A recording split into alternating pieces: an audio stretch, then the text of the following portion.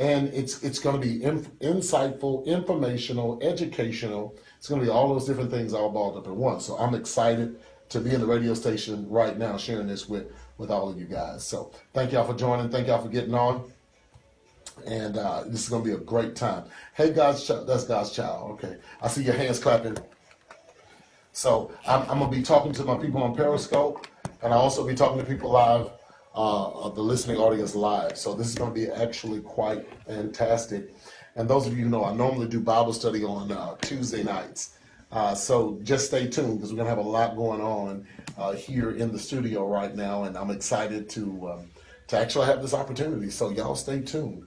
Live on KIRC Talk Radio. So you can also download the app, KIRC Talk Radio, and you can listen to me on KIRC Talk Radio tonight. You can download that app. A lot of great programming.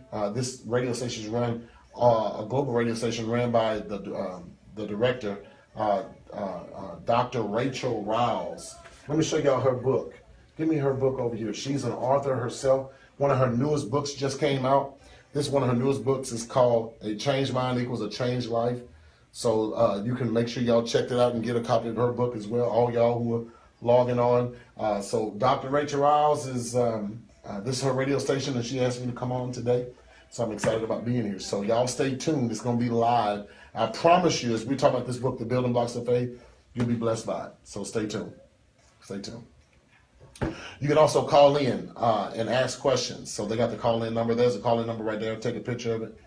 And you can call in. We're going to put that call-in number back up sometime coming back up so that y'all can have that call-in number again. So I think we're going to be getting started here shortly. All right, we can start in 2 minutes. So thank y'all. Give me some hearts real quick. Give me some hearts real quick. All right, everybody, we're getting ready to go live in about 2 minutes. Getting ready to go. I look kind of dark. Do I look dark to y'all? Oh, I can't see you. I look a little chocolate. Is he? I don't know. I'm color struck, so that little chocolate look ain't working for me right now. How's the lighting? It's kind of dark. Yeah, I got a good picture of it. You hide my sexy. Oh my goodness. You might need to, I don't know if you want to change the direction, putting it over here. Let's see. As opposed it's the light. Let's see if I can put me over here. Oh man, y'all know how I am about, oh, that's better. That's better. Is that better? I feel like I'm looking better at y'all. This is Dr. Raphael Spiller. He's getting ready to go live in just a few moments. Thank you all for joining the broadcast. We're going to be live in just a few minutes. So we want you to stick around, but do share the broadcast. I want you to go on Facebook, Twitter, as well as Instagram, and share this tonight.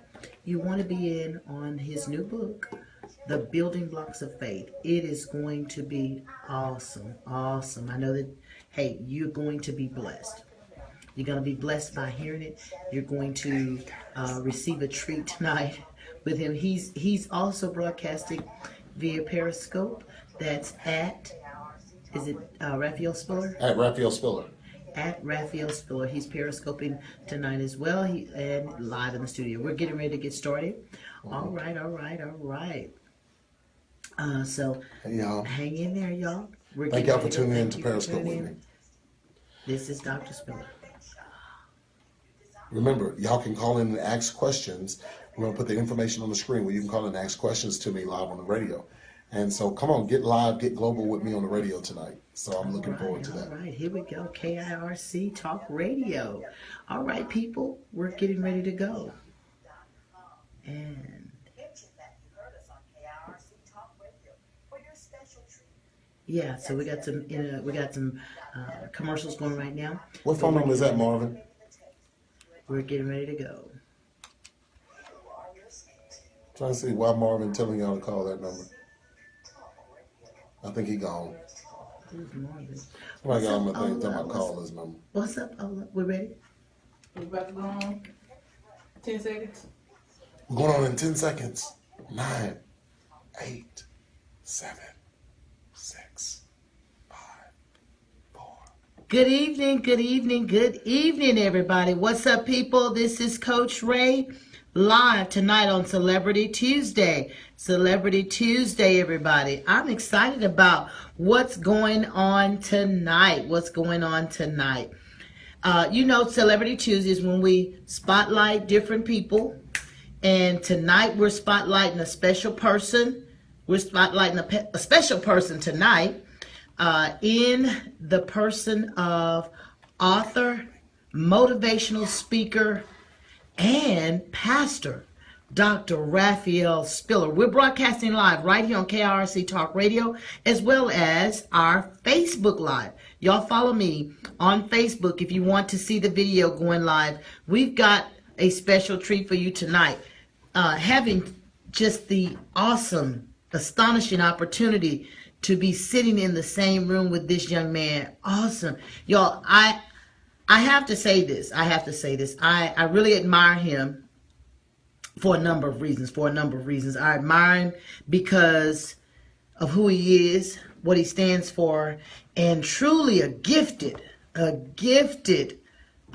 of God, a gifted man of God. And I must say, if you hear some music going on in the background,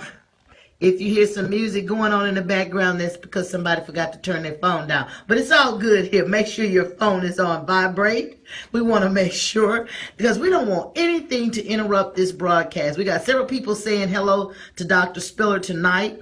Our listeners on Facebook. Again, what I want you to do is, if you can go to Facebook, if you have a Facebook account, if you have a Twitter account, or even an Instagram, and I want you to share our broadcast live tonight. You can have your friends, family, and your fans listening at www.kirctalkradio.com. Again, listen live at www.kirctalkradio.com. You can even call in if you'd like to share with Dr. Spiller. If you have questions or comments, you want to do that, you can give us a call at the station here at 712-775-7085. Enter the access code 257034 hashtag. Again, that number is 712-775-7085. Enter the access code 257034 hashtag. Once you get in, if you want to make a comment or ask a question, you press *6 on your phone. Press *6 on your phone and follow the directions, and we'll know at that time that you'd like to ask a question or make a comment.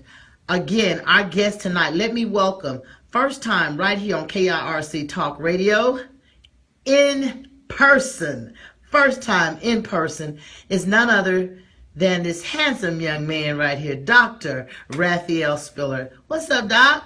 How you doing? Hey. It's your girl, Coach Ray. You know, I'm going to keep it real on Celebrity Tuesday. I'm just honored that you had the chance to come in and be with us tonight. So, right off the bat, I've got some people who are listening that may not know who you are. Who is Dr. Raphael Spiller? Man, I guess I'm just an average guy. I wouldn't paint the picture of anything else but that. We have a live Periscope audience, and I just want to make sure I give a shout out to my wife, Dr. T. Dr. Spiller. So I'm going to give a shout out to her, so that when I go home, you know, everything will be copacetic. Hey. Keep it right. Yeah. Yes. No, but seriously. Man, the thing I can sum myself up in a couple of questions, a couple of statements. A father of 3 children, 2 girls and 1 boy. My oldest is 14, the middle child is 12, and my son is 10. Wow. A pastor, a spiritual leader of a church here in Houston, Texas, Now Faith Christian Center. An outdoorsman. I love being on the outside. Love the outside. Love fishing. Wow. I love I love traveling too. I love to travel. My family has exposed me to traveling, and I love travel. So I think just a plethora of things that I am, or some things that I've let's see, what can I say? An author, of course. But I think my greatest accomplishment, or I would say my greatest achievement, that would really define myself. I think I would say that I'm open-minded. Oh, And I would like to use that, as really a way to define who I am, because I didn't grow until my mind began to open.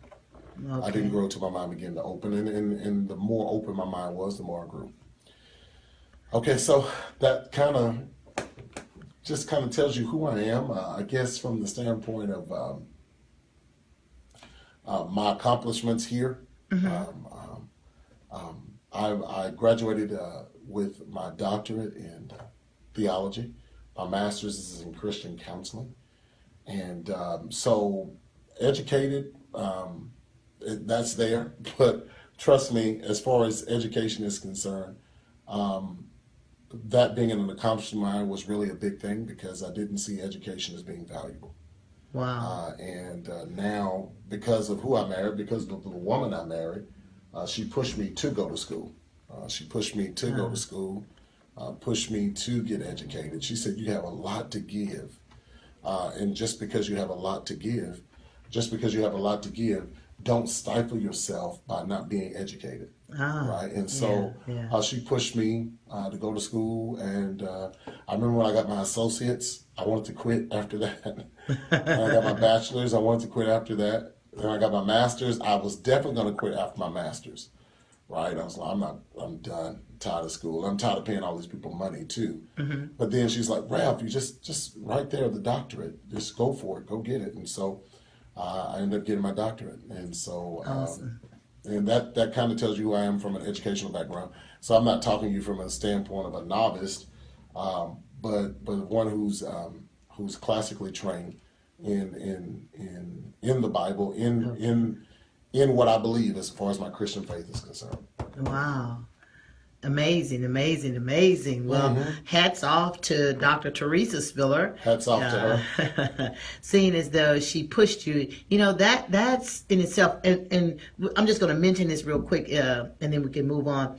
But having somebody like the wife you just described, how has that helped you in your walk, your faith walk, and even getting this book done? Let me say something. I hope all your audience hears me. I even hope my Periscope audience hear me. And I can say this. I did not know how to love until I got married. Right? Because I discovered quick. A lot of people get married based upon infatuation. Yeah. Love is not developed until after marriage. You don't develop love yeah. I'm with you on that. You start learning that there are some things you can't stand about the other person. But just because you can't stand them doesn't mean that is a rite of passage to walk away. And so one of the things about having a strong woman, because Teresa's very strong, she's very opinionated and very strong. But in having that, I honestly believe that behind every great man is a greater woman. Wow. I think that men cut themselves short when they don't find a woman that can push themselves to be great. So then my greatness comes. I would say this. I used to say this when I was a lot younger. Now I'm older. I don't say this much, but I used to say this. I'm a woman-made man. A woman-made man. I'm a woman-made man. Yeah. From my mother to my sisters, wow. and then my wife. Wow. Because my father died when I was younger, so he wasn't able to make enough. The significant impact that I would have wanted, but God sent me women and surrounded me with women who pushed me to become great.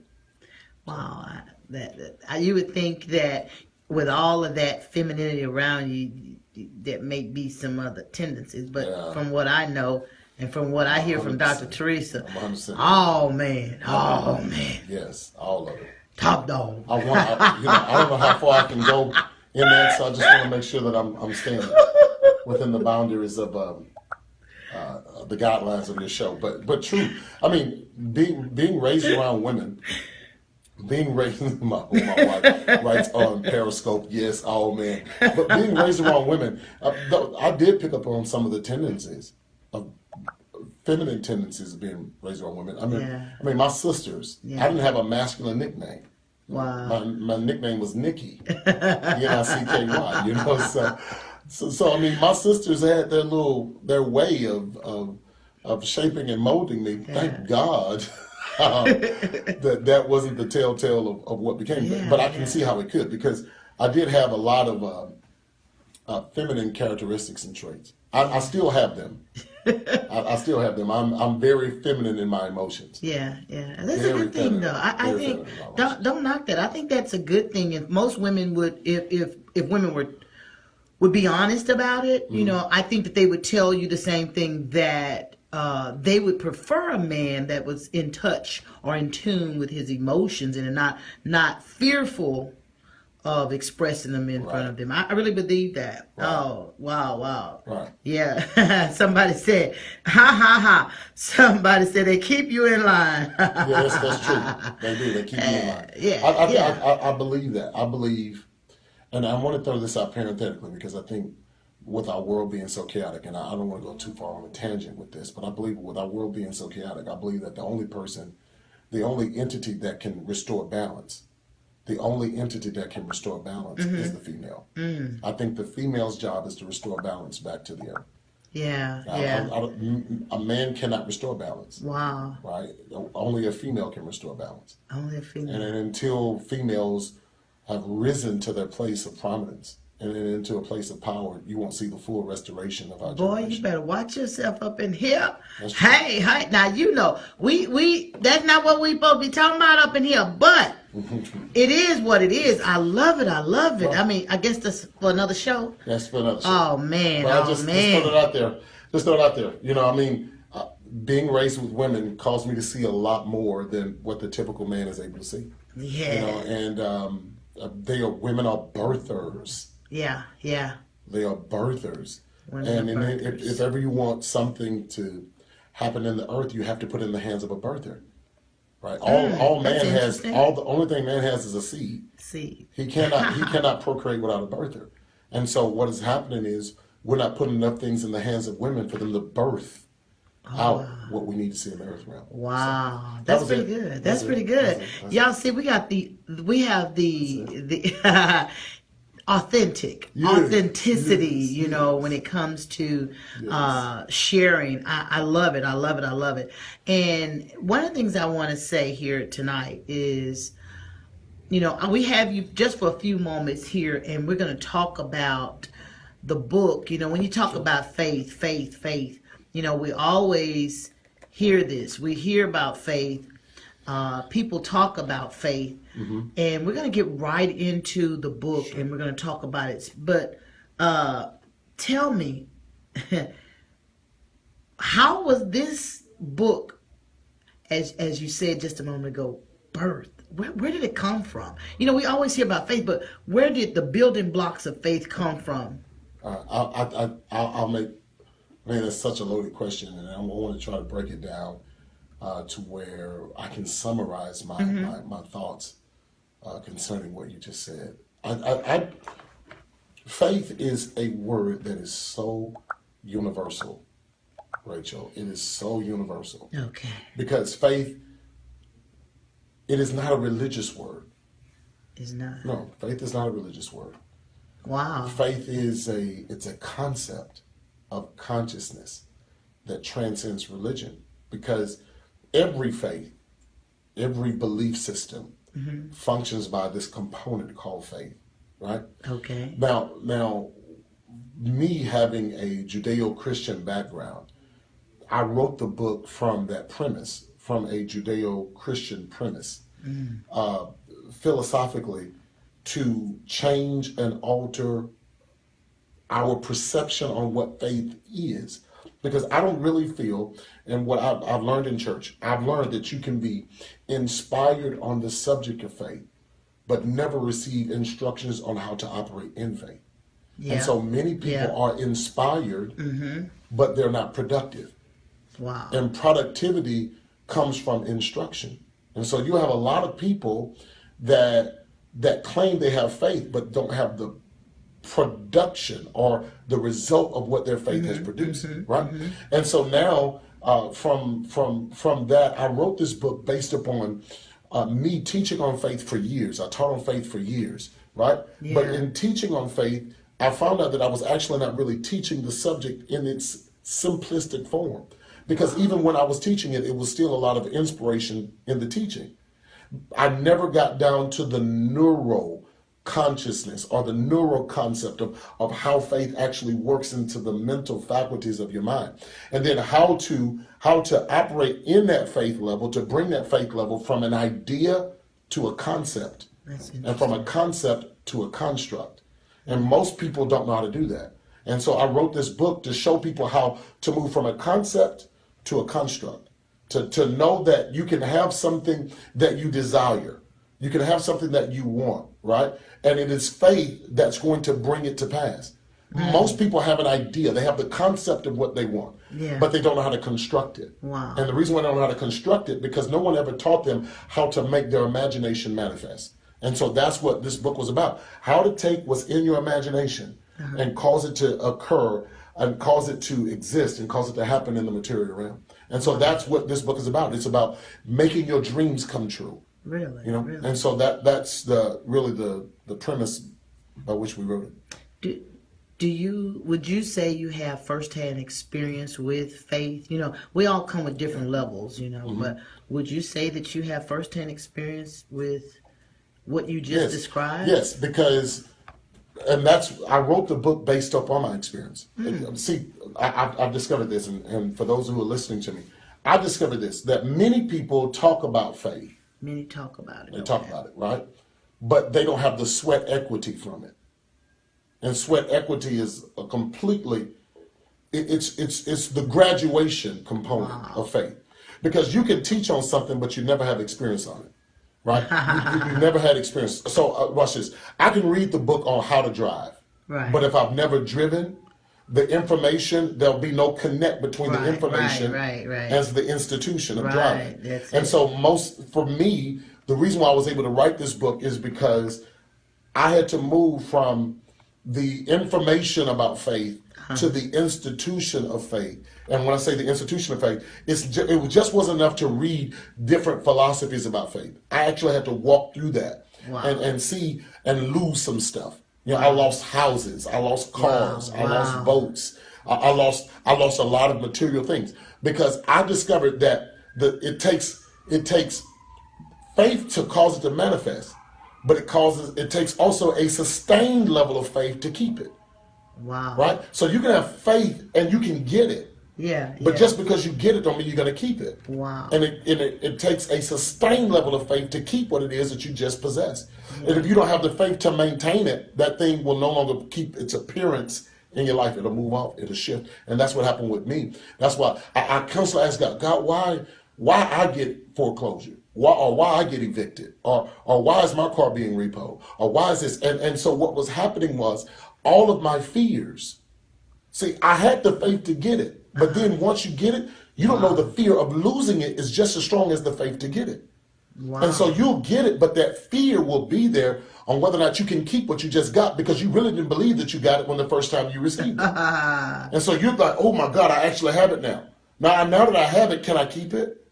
Am I going to be able to keep this? Oh Lord, what am I going to do if I lose this? Yeah. People are going to talk about me. We always go to the worst end of the spectrum. Yeah. Once we receive it.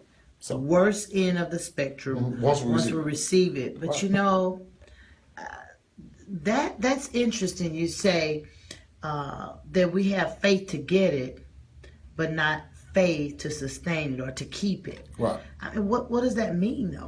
What kind of faith? Okay. So okay. Now I'm gonna get into my metaphysics just for a second. Okay. All right. Okay. All things are energy. Everything on this plane of existence is energy. Okay. Everything is energy. Everything is energy. I'm sitting on energy, right? I'm talking. That's energy. Everything is energy. My voice is energy. My voice is sending a reverberation, right? Yes. That's energy. Everything's energy, right? Now, physics teaches us that energy is neither lost nor destroyed. It is simply transferred from one object to the next. And so we are in a world, we're in a place of consciousness where energy is always present. It is constantly moving from one place to the next. Right. Now, I need you to understand. So when we start talking about sustaining faith, so you have to sustain the energy that you had to get it. You have to sustain that energy to keep it, because there are energies that are going to come toward you to make you forfeit it, to make you release it. So the same energy that it took to get it, there'll be another energy that'll fight against you from keeping it. And that energy, if you give into it. So fear is an energy just like faith is an energy. And fear energy is ever present like faith is ever present, right? And so that fear energy will come to you and you're like, oh my God, let's give an example. You get the house, right? You get a house. You've been wanting this house all your life. Oh, it's my dream home. I love my dream home. It's my dream home. I love it. I love it. I love it. Right? So you get this dream home. It's yours. You move in it, right? All right. Now, when you move in this dream home, the first energy that's going to come to you is the energy of pleasing. I've arrived. I've made it, right? Then once you get that energy, the house note comes. Wow. Now, when the house note comes, that is an energy. Okay. Reading what you read, what you see is an energy. So now that house note energy will then tell you if you're going to be able to keep it or you're not going to be able to keep it. Right? Then not only is the house note an energy, you have family that come and visit the house. Right? And the family that visit the house, they have energy.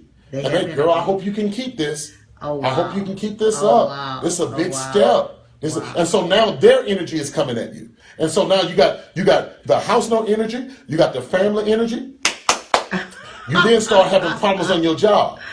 And now you have problems on your job. Not saying that you're going to quit, but there's still problems on your job. That is energy. All of those energies are seeking to inhabit the area of faith that you created to get the house. And if your faith energy is not strong as all those outside energies that are coming to you, then those energies will possess you and you will lose the object of the faith, the object that faith actually created.